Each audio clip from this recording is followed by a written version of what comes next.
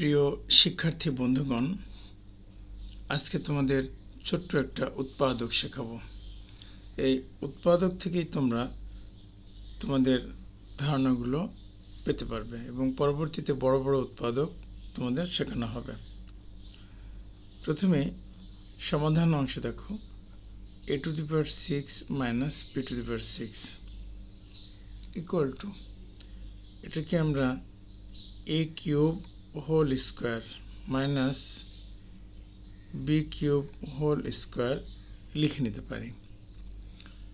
এখন এটাকে a² minus b² একটা সূত্র ব্যবহার করে উৎপাদক করতে পারি, a³ plus b³ into a³ minus b³।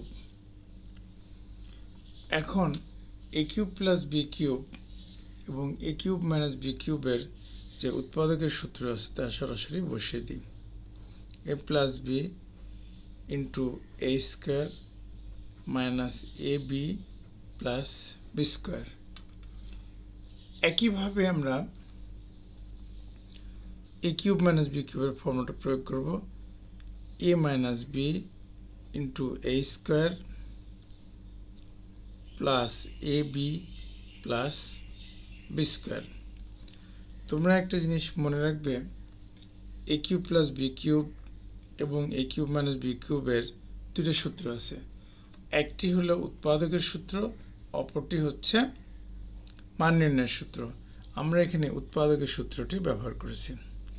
এখন এটাকে একটু সাজিয়ে লিখতে পারো, a plus b into a minus b into a² plus ab plus b²